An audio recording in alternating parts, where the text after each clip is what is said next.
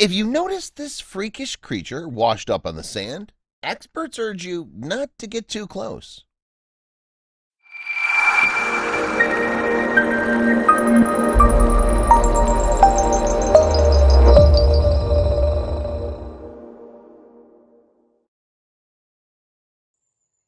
When 7-year-old Hunter Lane spied a flash of bright color in the sand, his beach day on the Texas coast suddenly got far more exciting. For while the electric blue creature he spotted appeared to be a kind of jellyfish, it was unlike anything Hunter had ever seen before. Thinking he discovered a new species, the curious boy scooped up the mysterious animal to show his parents.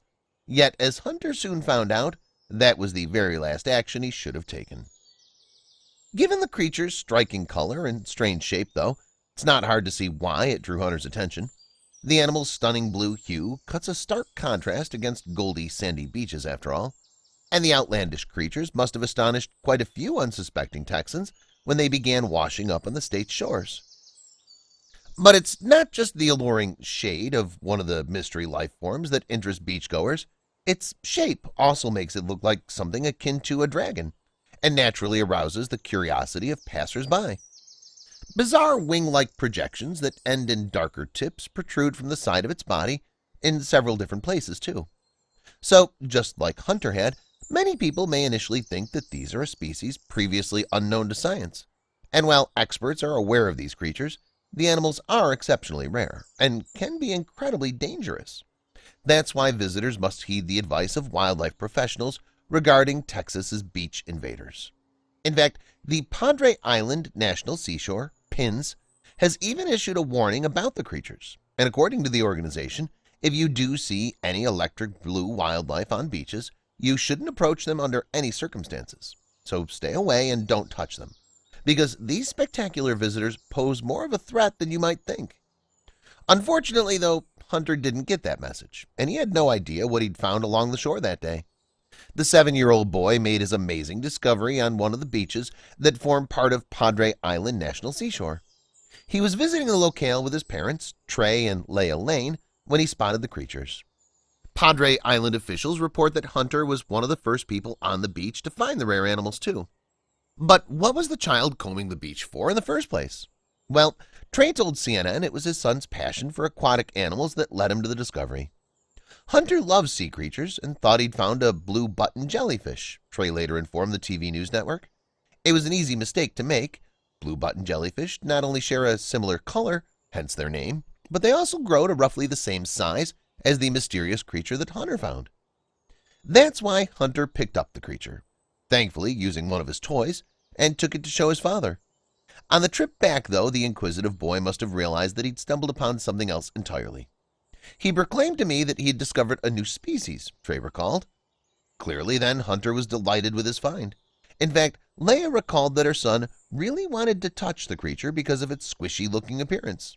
Even at his age, though, Hunter was well informed enough to know that that would have been a mistake. He wisely decided against petting the enchanted animal. Incidentally, Pins later identified the creature as a Glaucus atlanticus, or blue dragon. So it wasn't a jellyfish at all, as Hunter had first assumed. What was it then? Well, scientifically, the creatures are mollusks, which puts them in the same group as clams, octopuses, and even common garden snails. And while that may not sound particularly threatening, just wait until you hear what they can do. You see, creatures in the mollusk family are invertebrates, meaning they have soft bodies and no backbones. Some of them, such as snails, have evolved to use shells to protect their vulnerable forms. Blue dragons, on the other hand, belong to a group of sea slugs called nudibranchia, or naked gills, that never develop shells. The name is a reference to the fringed feelers or horn-like appendages that commonly grow on the nudibranch's back. Although they look akin to protective spines or tentacles, in reality they're external gills and used for breathing. These mollusks do have tentacles, though. The nudibranch's tentacles are called ringophores. Ringophores commonly grow in pairs on a mollusk's head, and they act as sensory organs. That is to say, nudibranches use them to feel for and detect potential food sources, which are generally responsible for their usually lurid pigmentation. Yes, a blue dragon's bright body color is typical of nudibranches, which are generally vivid hues. Although there are a few drabber specimens, their stunning colors are a result of their diet. You see, the creatures are often found among vibrant deep sea life such as coral and anemones, which serve as their snacks. So, alongside the many advantages the nudibranch's diet provides, it also allows them to blend into their surroundings. But don't let their alluring pigments deceive you. These slugs are aggressive hunters. In fact, they're predators that feast on prey lots of other creatures would rather avoid, and for good reason. That even includes their own species.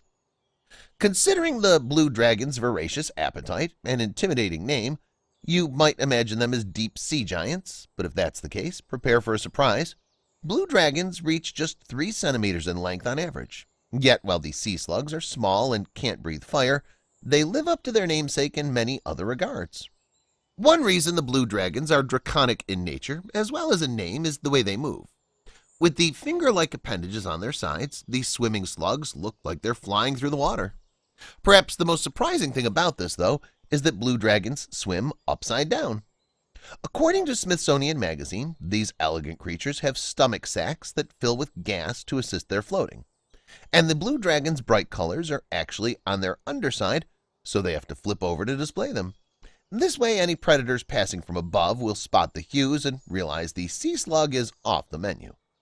Meanwhile, a blue dragon's darker body portion will conceal it from predators lurking below.